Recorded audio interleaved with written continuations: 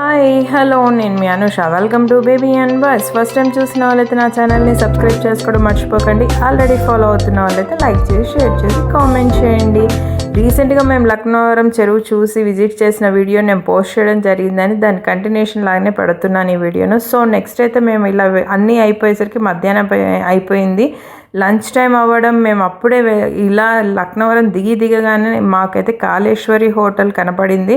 So ఎలా ఉంటుందో ఏందని డౌట్గా వెళ్ళాము. బట్ ఎలా ఉందనేది కాదు, అక్కడ మనకు ఇంటి వాతావరణం ఫుడ్ దొరికిందండి. మాకైతే చాలా సూపర్గా మనం ఇంట్లో రెడీ చేసినట్టుగానే ఇక్కడ వాళ్ళు రెడీ చేశారు. వాళ్ళు వచ్చేసి ఎవరో కాదు, ఇక్కడ కనిపిస్తున్న ఇతని పేరే తిరుపతి రెడ్డి. ఈయన ఆల్రెడీ మనకు హోటల్ మేనేజ్మెంట్ హైదరాబాద్లో చేశారంట. కానీ అంత చదువు చదివినా కూడా ఈ ఒక ఊరు మమకారం అనేది ఉంటుంది కదా, దానికోసమనే వాళ్ళ ఊరిని వదలకుండా ఇక్కడ ఇలా హోటల్ పెట్టడం జరిగింది.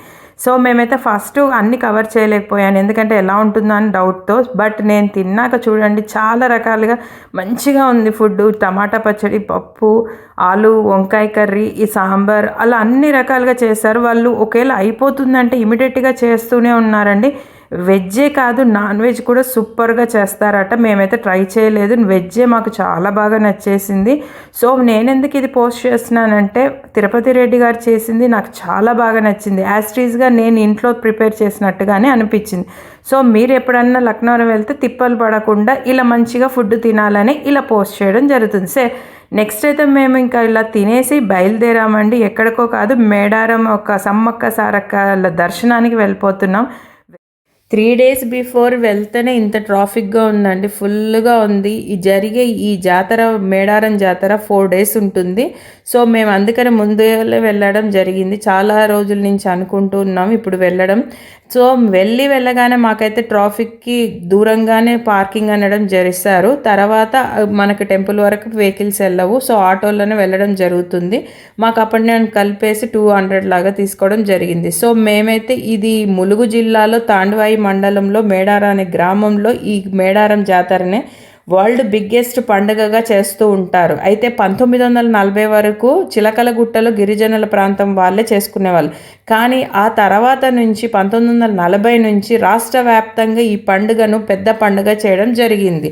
సో ఇక్కడ మేడారం జాతరలో వెయ్యగాథను కోయ ఆదివాసుల వాళ్ళు కంచులం అంటే రాగి తలం అనే భాషలో పాడుతారంట వాళ్ళు పాటలు. సో మేడారం యొక్క సమ్మక్క సారక్కల గాథ అంటే స్టోరీ చెప్పాలి అంటే, మేడరాజు అనే రాజు ఇక్కడ మేడారాన్ని పరిపాలిస్తున్న సమయంలో ఆయన ఒకసారి అడవిలోకి వెళ్ళడం జరిగింది. వేటకి వెళ్ళినప్పుడు అక్కడ సమ్మక్క ఒక పుట్ట దగ్గర అన్ని పులుల మధ్యలో కనపడుతుందంట. ఆవిడని తీసుకొచ్చి పెంచుకొని పెద్దగా చేసి సమ్మక్క అని పేరు పెట్టి, ఆయన మేనల్లుడైన మేడరాజు మేనల్లుడైన పగిడిద్ద రాజుకి ఇచ్చి పెళ్లి చేస్తారు. అప్పుడు వాళ్ళకి సంతానంగా సారలమ్మ, నాగులమ్మ, జంపన్న అని 3 సంతానం కలుగుతారు. సో అలా కలిగిన తర్వాత అలా చేస్తూ వాళ్ళు మేడారాన్ని పరిపాలిస్తూ ఉన్న సమయంలో కాకతీయ రాజుల వంశమైన మొదటి ప్రతాపరుద్రుడు దండయాత్రకు వస్తారంట. ఆ దండయాత్ర నుంచి ప్రజలను కాపాడడానికి మేడరాజు, పగిడిద్దరాజు, సారలమ్మ, నాగులమ్మ, సమ్మక్క వీళ్ళందరూ పోరాటం చేసినప్పుడు సారలమ్మ, నాగులమ్మ, మేడరాజు, పగిడిద్దరాజు అందరు చనిపోతే సమ్మక్క మాత్రం అందరినీ పోరాటానికి త్యాగం చేస్తుందంట. ఈ విషయం తెలుసుకున్న జంపన్న కుమారుడు ఆయన అవమానంతో భరించలేక సంపెంగ వాగులోకి దూకి చనిపోతాడంట. అప్పటి నుంచే సంపెంగ వాగును జంపన్న వాగుగా పిలుస్తున్నారంట. ఇప్పటికీ ఆ వాగులోనే స్నానాలు అందరూ చేస్తారండి.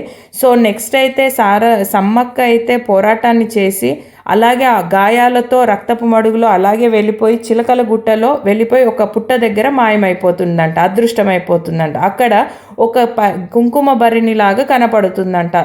అందుకనే ఈ మేడారం జాతర జరిగే 4 రోజుల పండుగలో మొదటి రోజు సారలమ్మను కన్నెపల్లి అనే గద్దెను తీసుకొచ్చి పూజిస్తారట. సెకండ్ రోజును సమ్మక్కకు చిలకలగుట్ట నుంచి గద్దెను తీసుకొస్తారంట. 3వ రోజు సారలమ్మను సమ్మక్కను ఇద్దరిని గద్దెను చూయించడం చేస్తారంట. ఆ తర్వాత 4వ రోజు వాళ్ళిద్దరిని అంతే మంచిగా చేసేసి మళ్ళీ యథాస్థానానికి వాళ్ళను చేరుస్తారంట. ఇది అండి మేడారం యొక్క జాతర హిస్టరీ. అయితే మనం సమ్మక్క గద్దెను దర్శనం చేసుకుంటామండి. క్యూ లైన్లో వెళ్ళిపోయి ఫస్ట్ సమ్మక్క గద్దె కనిపిస్తుంది, బ్యాక్గ్రౌండ్లో కనిపించేది సమ్మక్క గద్దె. సో ఇక్కడ ఈ సంవత్సరం తెలంగాణ రాష్ట్ర ప్రభుత్వం చాలా నీట్గా అన్ని బిల్డ్ చేయడం జరిగిందండి, చాలా నీట్గా కన్స్ట్రక్షన్ జరిగింది. సో తర్వాత గద్దె సారలమ్మ దర్శనానికి వెళ్ళిపోతాం. గద్దెకి సారలమ్మ గద్దె తర్వాత పడిగిద్దరాజు దర్శనం కూడా చేసుకోవడం జరుగుతుంది. సో మొత్తం అన్నీ చేసుకునే టైంలోనే మనం ఇక్కడ వీళ్ళకి సమర్పించడానికి ప్రసాదంలాగా బంగారం అని అంటారు, అదేనండి బెల్లాన్ని సమర్పించుకుంటారు. ఇంత క్రౌడ్లో కూడా మేమైతే ఎంత హ్యాపీగా దర్శనాలు చేసుకున్నంతసేపు మాకైతే మనసు తృప్తిగా వెళ్ళగానే ఆ గద్దెలను చూస్తూ సమ్మక్క సారక్కల దర్శనాన్ని చేసుకొని, ఇక్కడ మీకు బ్యాక్గ్రౌండ్లో చూపిస్తున్నది జంపన్న వాగండి, ఇక్కడే స్నానాలు చేస్తుంటారు. చాలా బాగా అనిపించింది మాకైతే నిజంగా. అసలు చాలా రోజుల నుంచి వెళ్ళాలి అనుకున్న మేడారం జాతర. సో పిల్లలు మేము కూడా అందరం కలిసి వెళ్ళడం జరిగింది. ఇంత ప్రసిద్ధికి చెందిన వరల్డ్ బిగ్గెస్ట్ పండుగను ఇంత గ్రాండ్గా ఇంతగా మేము జాతర జరగక ముందుకే మాకు ఆ కళ అనేది కనపడింది. సో జాతర టైంలో ఇంకెంతగా ఉంటుందో చెప్పాలంటేనే ఊహించుకోవడానికే మాకు సరిపోవట్లేదు. సో మొత్తానికైతే ఆ సమ్మక్క సారక్కల దర్శనాన్ని చేసుకొని మంచిగా మా మనసులోని అన్ని కోరికలను ఆవిడకి సమర్పించుకున్నాం. సో ఎవరైనా మీరు కూడా వెళ్ళాలి అనుకుంటే తప్పకుండా వెళ్ళండి. నార్మల్ టైంలో అయితే చాలా బాగా ప్రశాంతంగా చేసుకోవచ్చు, బట్ మనం అదే టైంలో వెళ్ళినప్పుడే మనకు ఆ అనుభూతిని అనేది చాలా పొందగలుగుతాం. ఇలాంటి అనుభూతిని పొందాలనుకుంటే ఇలాంటి టైంలోనే వెళ్ళాలి.